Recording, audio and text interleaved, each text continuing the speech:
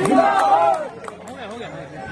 निजामुद्दीन में यहाँ पर मौजूद सभी मेरे बड़े बुजुर्ग भाई, मेरी माई बहनें, आप सभी को अस्सलाम वालेकुम, नमस्कार।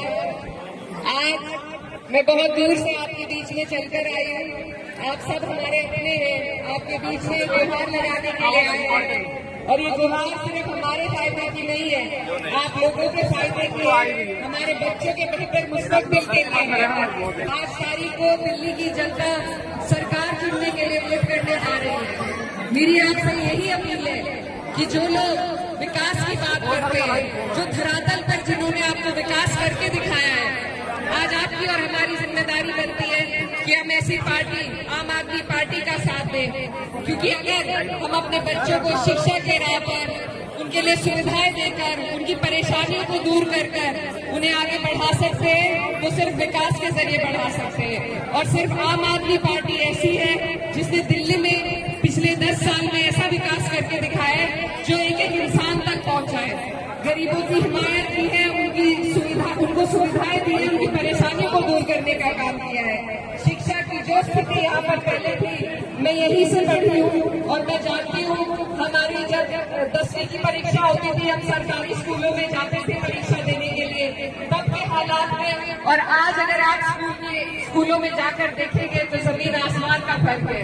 जब हम अपने बच्चों को बेहतर शिक्षा दिला सकते हैं, उन्हें बेहतर स्वास्थ्य दिला सकते हैं, उनके लिए बेहतर मुस्तकबिल का रास्ता चुन सकते हैं, तो हमें एकजुट होकर बिना बटे सिर्फ और सिर्फ अपने बच्चों के मुस्तकबिल के बारे में सोचना है, दिल्ली के बेहतराई के बारे में सोचना है, ताकि आपको और किसी चीज में नहीं पड़ना।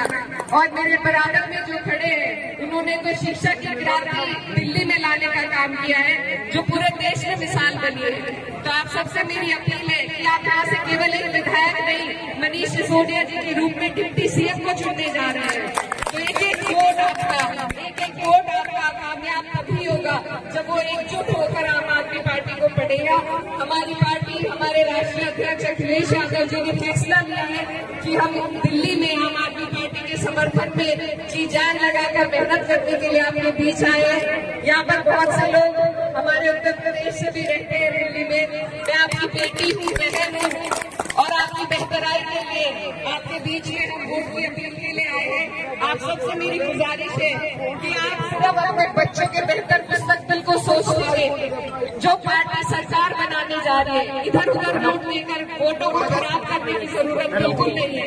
आप यहाँ से डिप्टी सीएम को चुनने जा रहे हैं, तो आप सबसे मेरी अपील है कि आप इन विकास के मुद्दों पर चुनाव लड़े। दूसरी पार्टियों को कहे कि उनका विकास का क्या एजेंडा है।